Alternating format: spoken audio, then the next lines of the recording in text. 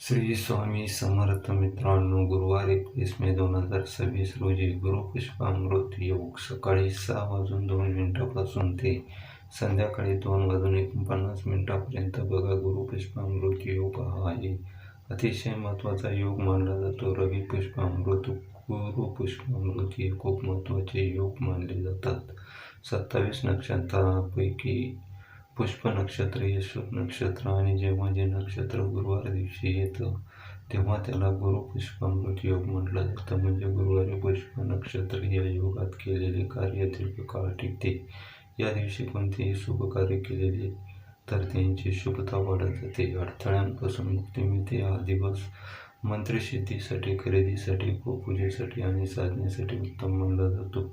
पुष्प नक्षत्रात श्रीराम आणि श्रीकृष्ण यांचे नामस्मरण झाले होते, त्यामुळे हे नक्षत्र खूप पवित्र आहे. या तिन्ही योग एकत्र आल्यावर काय घडते? हा दिवस म्हणजे 3 शक्तीची उपस्थिती. तर बघा, या योगावर आपल्याला काही गोष्टीची खरेदी करायची असते.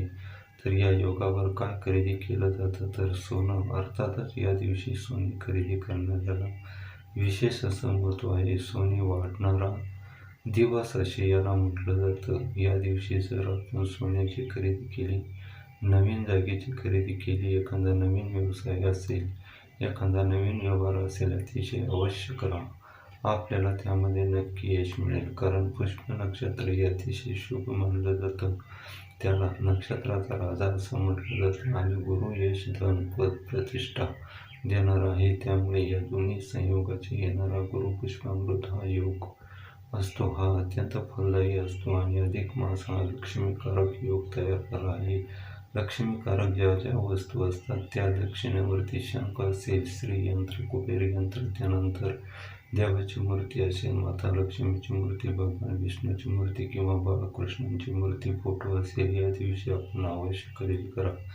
गुरुपुष्पामृत योगाचा मुहूर्त काय आहे? गुरुपुष्पामृत योग हा आला आहे 21 मे 2026 रोजी. गुरुपुष्पामृत योग या दिवशी सुरू होईल. या दिवशी आपल्याला ज्या ज्या सेवा शक्य होतील त्या आपण गुरुवारी सकाळपासून या सेवा करू शकतो. या पवित्र दिवशी योगावरती काही महत्त्वाचे नियम आपण अवश्य पाळावे. जो कोणी या दिवशी सोनं खरेदी करतो त्याचं आयुष्य देखील सोन्यासारखं होतं किंवा त्याच्यावर सोनं विकण्याची किंवा मग सोनं गहाण वगैरे ठेवण्याची वेळ कधीच येत नाही.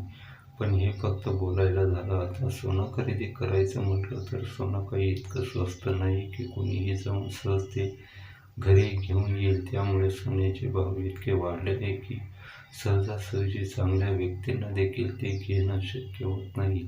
तर त्यांच्या आर्थिक अडचणी आहे, त्यांचा लांबचाच विषय आहे. म्हणूनच काळजी करू नका. जर तुम्हाला सोन्याची वस्तू घेता येत नसेल तर कमीत कमी 5 रुपयाची वस्तू जरी तुम्ही खरेदी करून घरी आणली, त्याची पूजा केली शुद्ध मनाने किंवा शुद्ध भावना ठेवून जर तुम्ही काही गोष्टी केल्या तर पुढच्या पुष्पामृत म्हणजे पुढच्या गुरुपुष्पामृत योगापर्यंत नक्कीच तुमच्याकडे एखादी सोन्याची वस्तू 100% येणार. फक्त या ठिकाणी आपला विश्वास असायला, त्यातले त्यात आपल्या घरातलं जे वातावरण आहे ते चांगलं राहण्यासाठी, आर्थिक भरभराट होण्यासाठी देखील या एका छोट्याशा गोष्टीमुळे आपल्याला मदत मिळत असते.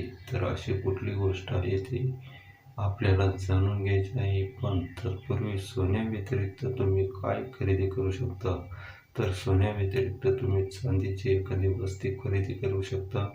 घरामध्ये छोटीशी मुलगी असेल तर मुलीला तुम्ही पैंजण, चेन वगैरे घेऊ शकता. अशा प्रकारच्या छोट्याशा वस्तू जरी तुम्ही खरेदी केल्या किंवा चांदीचं एखादं निरंजन जर तुम्ही घेतलं तर त्याने देखील आपल्या घरामध्ये लाभ मिळायला सुरुवात होत असते. आता चांदी घेणं शक्य नसेल तर मग याच्या व्यतिरिक्त तुम्ही काय करू शकता?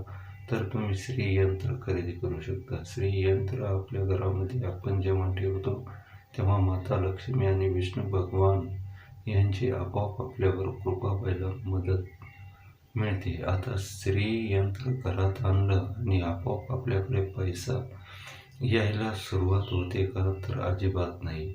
असा गैरसमज कोणीही करून घेऊ नये. कारण कष्टाला पर्याय नाही. आपण जेव्हा कष्ट करतो तेव्हाच त्या कष्टाला काहीतरी फळ मिळतं. मिळत असतं. त्यामुळे कष्ट तर आपल्याला करायचेच आहे.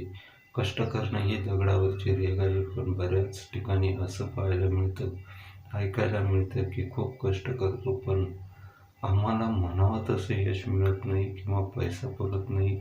महिना अखेर झाला की पैसा संपून जातो. असं बऱ्याच ठिकाणी तुम्ही ऐकलं असेल किंवा तुमच्या स्वतःच्या बाबतीत देखील तसे घडत असेल. तर म्हणजे काय? आपण जे काही कमवतो त्याला पाय फुटतात. म्हणजे काय? तर समजा पगार झाला की लगेच घरामध्ये आजारपण येणं किंवा काहीतरी मोठा खर्च निघतो. अशा ज्या काही गोष्टी घडत असतात त्यांना आपण म्हणतो की आर्थिक चणचण भासणे. तर त्यामुळे कोणीही गैरसमज करू नये. आपण श्रीयंत्र घरात ठेवल्यानंतर काय बदल होतो? तर आपोआपच पैसा येत नाही, तर आपण जे काही काम करतो त्याला यश मिळायला सुरुवात होते. आपला पैसा टिकून राहतो. घरातला आजारपण वाचतो. जे काही आहे ते दूर होण्यासाठी मदत मिळतात आणि आपोआपच आपल्याकडे धन संचय व्हायला सुरुवात होतं असते. किंवा मग तुम्ही नोकरी करत असाल तर नोकरीमध्ये तुमची बढती होते किंवा व्यवसाय असेल तर तो चांगल्या पद्धतीने चालायला लागतो.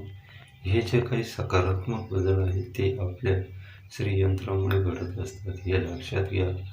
त्यामुळे तुम्ही श्रीयंत्र नक्कीच घरी घेऊन येऊ शकता. त्यासोबत श्रीयंत्र तुमच्याकडे ऑलरेडी आले पाहिजे. मग तुमच्याकडे कमळगट्ट्याची माळ असली तर देखील तुम्ही घरी घेऊन येऊ शकता. कमळगट्ट्याची माळ ही माता लक्ष्मीला अतिशय प्रिय आहे. त्यामुळे श्रीयंत्राच्या भोवती कमळगट्ट्याची माळ आपल्याला ठेवायची आहे.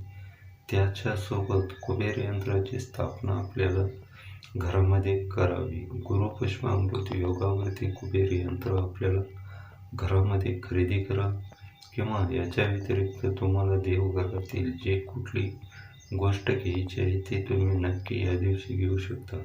त्याच्यासोबत तुमच्याकडे गाय वस्त्राची मूर्ती नसेल, तसेच कासव नसेल तर ते देखील तुम्हाला घेण्याची इच्छा असेल, पण ती इच्छा जर अजून पूर्ण झाली नसेल तर गुरुपुष्पामृत योगावर तेवढी छोटीशी खरेदी तुम्ही नक्की करू शकता. कारण ती छोटीशी खरेदी तुमच्या घरामध्ये भरभराट देखील आणू शकते. आता हे सगळं तुम्हाला जे काही सांगितलं आहे ते तर तुम्ही घेऊ शकता, पण या सगळ्या गोष्टी तुमच्या घरामध्ये आहे किंवा मग या घेणंच तुम्हाला आता शक्य नाही. तर मग तुम्ही काय करायचे? फक्त आता या 5 रुपयाची कवडी घरी घेऊन यायची आहे. कवडी म्हटलं तर माता लक्ष्मीला त्यांचे प्रिय आहे. त्यामुळे अशी ही कवडी आपल्या घरामध्ये असायला हवी. तुम्ही देवीच्या गळ्यामध्ये देखील कवडींची माळ बघितली असेल किंवा जे गोपी वगैरे वासुदेव वगैरे येतात त्यांच्याही गळ्यामध्ये तुम्हाला कवडींची माळ बघायला मिळालेली असेल. या कवडीला अनन्य साधारण असं महत्त्व आहे. त्यामुळे ही कवडी आपल्याला घरामध्ये ठेवणं खूप शुभ मानलं जातं. ही कवडी गुरुपुष्पामृत योगावर घरी आणायची आहे. तिला पंचामृत अभिषेक घालायचा आहे, धुवून घ्यायचे आहे, पुसून घ्यायचे आहे आणि प्लेटमध्ये ठेवायचे आहे. आता याच्या व्यतिरिक्त तुम्ही एक कवडी घेण्याऐवजी तुम्ही 3 घेऊ शकता, 5 घेऊ शकता, 7 घेऊ शकता, 9 घेऊ शकता, 11 घेऊ शकता. म्हणजे विषम संख्यामध्ये तुम्हाला घ्यायची आहे. पण कमीत कमी एक कवडी का होईना तुम्हाला घ्यायची आहे. ती तांदळावर ठेवायची आहे. तांदळावर ठेवल्यानंतर त्यावर पूजा करायची आहे. हळदी कुंकू अर्पण करायचं आणि माता लक्ष्मी जो कुठला तुम्हाला मंत्र येत असेल त्याची तुम्ही एक माळ जप करायची आहे. आणि त्यानंतर ही कवडी एकतर तुम्ही देवघरात ठेवा किंवा मग तुमच्या पाकिटामध्ये ठेवा, तिजोरीमध्ये ठेवा, तुम्ही ठेवू शकता. अशा प्रकारे या 5 रुपयाची कवडी जर तुम्ही अशा पद्धतीने घरात ठेवली आणि दर पौर्णिमेला किंवा दर अमावस्येला तिची अशा पद्धतीने पूजा केली तर 100% तुमच्या आर्थिक समस्या सुटण्यासाठी हळूहळू मदत होणार आहे. हे तुम्ही डोळे झाकून विश्वासाने करून बघा. निश्चितच तुम्हाला सकारात्मक अनुभव पाहायला मिळेल. तर गुरुपुष्पामृत योगावर काय खरेदी करायचे या आजच्या व्हिडिओच्या माध्यमातून आपण जाणून घेतलेलं आहे. गुरुपुष्पामृत योगावर 5 रुपयाची वस्तू घरात घेऊन या आणि ज्या कुठल्या गोष्टी तुम्हाला सांगितल्या आहेत ते घरातून बाहेरही काढून टाका. अशा पद्धतीने जर तुम्ही हा छोटासा उपाय केला तर 100% तुम्हाला त्याचा सकारात्मक अनुभव आल्याशिवाय राहणार नाही. तर मित्रांनो, आजची माहिती तुम्हाला कशी वाटली कमेंट करून नक्की सांगा. आणि व्हिडिओ आवडला तर व्हिडिओला लाईक करा, शेअर करा आणि चॅनलला सबस्क्राईब नक्की करा. व्हिडिओ शेवटपर्यंत पाहिल्याबद्दल मनापासून धन्यवाद. जय श्री महालक्ष्मी माता की जय. श्री स्वामी समर्थ.